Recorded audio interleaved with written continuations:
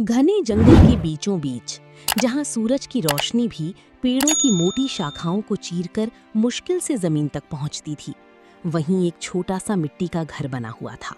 चारों तरफ ऊंचे साल, सागौन और पीपल के पेड़ थे। हवा चलती तो पत्तों की सरसराहट ऐसे सुनाई देती जैसे जंगल खुद कोई धीमा गीत गा रहा हो। उस छोटे से घर की छत खपड़ों से बनी थी और दीवारों पर मिट्टी की हल्की दरारें दिखाई देती थीं। घर के सामने छोटा सा आंगन था जिसमें कुछ जंगली फूल अपने आप उगाए थे। उस घर में दो सहेलियां रहती थीं, गौरी और राधा। दोनों बचपन से साथ थीं। गांव वाले कहते थे कि उनका रिश्ता खून का नहीं, दिल का था। गौरी शांत स्वभाव की थी। वो कम बोलती लेकिन हर बात बहुत सोच समझकर करती थी। दूसरी तरफ राधा हंसमुख और चंचल थी। उसकी हंसी पूरे जंगल में गूंज जाती थी। दोनों का गांव कई साल पहले आई भयंकर बाढ़ में उजड़ गया था। उस हादसे में न केवल उनके घर बह गए बल्कि उनके परिवार भी उनसे छिन गए। गांव के लोग धीरे धीरे दूसरी जगह बस गए, लेकिन गौरी और राधा ने जंगल के किनारे रहने का फैसला किया। उन्होंने मिट्टी, लकड़ी और सूखे पत्तों से मिलकर अपना छोटा सा घर बनाया। सुबह होते ही दोनों अपनी दिनचर्या में लग जाती थीं। गौरी नदी से पानी भर कर लाती और राधा जंगल से सूखी लकड़ियां इकट्ठा करती। दोनों मिलकर चूल्हा जलाती और साधारण सा खाना बनाती। एक सुबह हल्की धुंध पूरे जंगल में फैली हुई थी। पक्षियों की आवाजें वातावरण को और सुंदर बना रही थीं। राधा लकड़ियों का गट्ठर उठाकर घर के सामने पहुंची और जोर से बोली, गौरी, देखो आज कितनी सारी लकड़ियां मिली हैं। इतनी भारी लकड़ियां अकेले क्यों उठा लाई? मुझे बुला लेती। अगर तुम्हें बुलाने जाती तो कोई और लकड़ियां उठा ले जाता। दोनों खिलखिलाकर हंस पड़ी। उनकी गरीबी जरूर बढ़ी थी, लेकिन उनके चेहरे पर कभी दुख दिखाई नहीं देता था। उनके पास न ज्यादा कपड़े थे, न धन दौलत, लेकिन उनके दिल में सच्चाई और अपनापन भरा हुआ था। उस दिन दोपहर में आसमान अचानक काला होने लगा। तेज हवाएं चलने लगी। जंगल के पेड़ जोर जोर से हिलने लगे। गौरी ने आसमान की तरफ देखा और चिंता से बोली, लगता है आज बहुत बड़ा तूफान आने वाला है। कुछ ही देर में तेज बारिश शुरू हो गई। बिजली आसमान में जोर जोर से चमकने लगी। हवा इतनी तेज थी कि घर की खपड़ों वाली छत कांपने लगी। दोनों सहेलियां घर के अंदर बैठ गईं। चूल्हे की धीमी आग ही कमरे में थोड़ी गर्माहट दे रही थी। अचानक बाहर से किसी के रोने की आवाज आई। राधा डर गई। ये आवाज कैसी है? गौरी ने ध्यान से सुना। सचमुच कोई मदद के लिए पुकार रहा था। बारिश लगातार तेज होती जा रही थी, लेकिन गौरी तुरंत उठी और बोली, कोई मुसीबत में है, हमें देखना चाहिए। राधा थोड़ी घबराई, लेकिन वो भी उसके पीछे चल पड़ी। दोनों ने दरवाजा खोला। बाहर घना अंधेरा और तेज बारिश थी।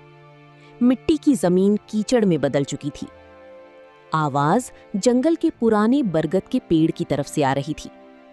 दोनों धीरे धीरे वहां पहुंची। अचानक उन्हें छोटी सी लड़की दिखाई दी। उसकी उम्र मुश्किल से 10 साल होगी। वो बारिश में भीग रही थी और कांप रही थी। राधा तुरंत उसके पास बैठ गई। तुम कौन हो? यहाँ अकेली क्या कर रही हो?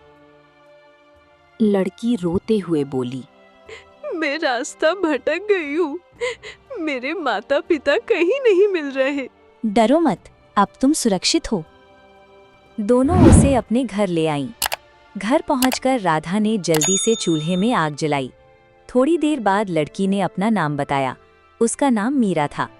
मीरा पास के गांव से आई थी। वो अपने माता पिता के साथ मेले में गई थी, लेकिन लौटते समय जंगल में रास्ता भटक गई। बाहर तूफान और भी भयंकर होता जा रहा था। राधा ने मीरा को गरम खिचड़ी दी।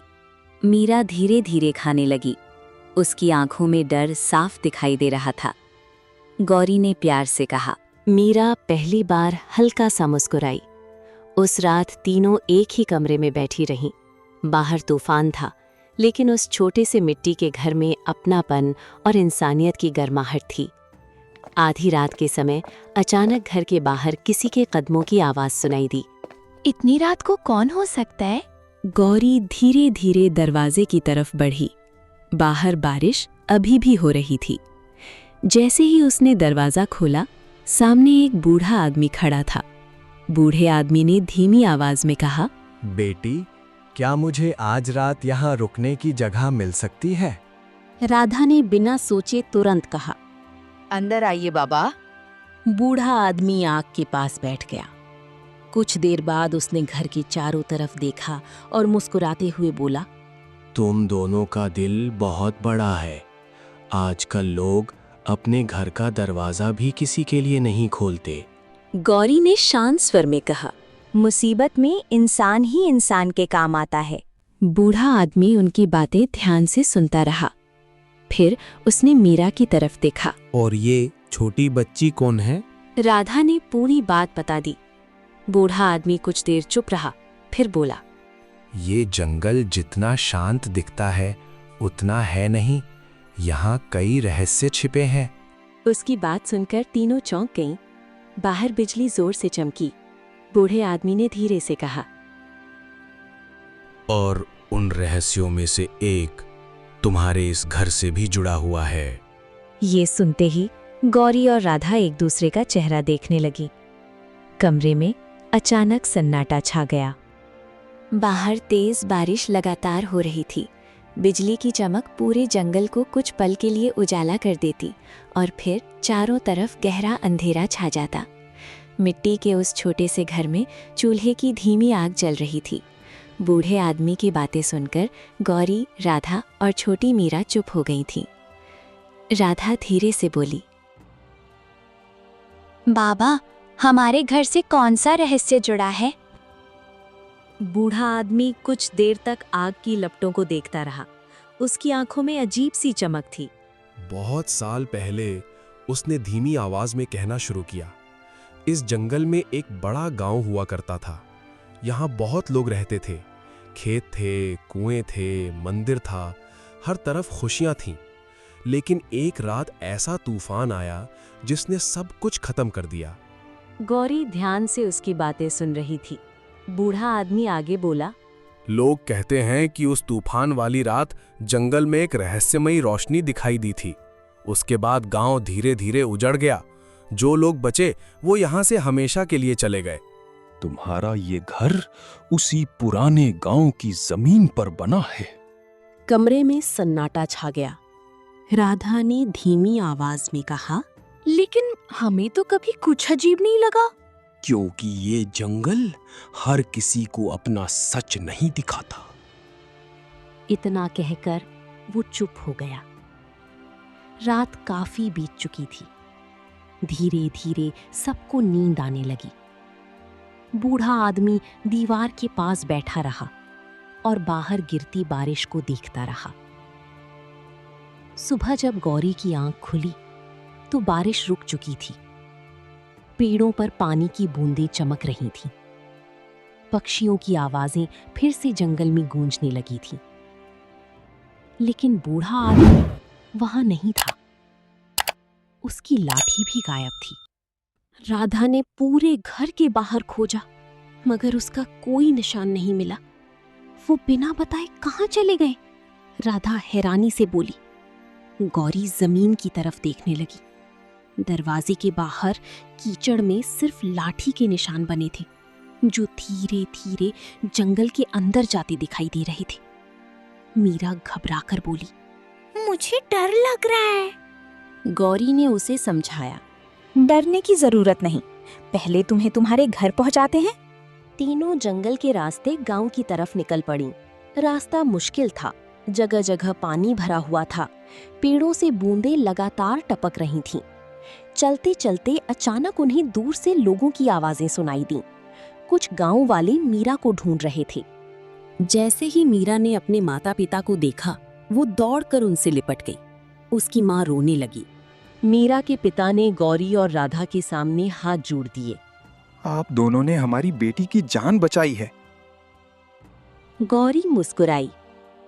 हमने सिर्फ इंसानियत निभाई है। गांव वाले दोनों सहेलियों की बहुत तारीफ करने लगे। लेकिन तभी गांव के एक बुजुर्ग आदमी ने अचानक पूछा, क्या तुम लोगों को जंगल में कोई बूढ़ा आदमी मिला था। गौरी और राधा एक दूसरे को देखने लगीं। हाँ, वो रात में हमारे घर आए थे। ये सुनते ही बुजुर्ग आदमी का चेहरा बदल गया। सफेद दाढ़ी, हाथ में पुरानी लाठी। हाँ, गौरी ने जवाब दिया। गांव वाले डर कर पीछे हट गए। राधा घबरा गई। क्या हुआ? बुजुर्ग आदमी कांपती आवाज में बोला, उस आदमी को इस जंगल में कई सालों से लोगों ने देखा है, लेकिन आज तक कोई नहीं जान पाया कि वो कौन है।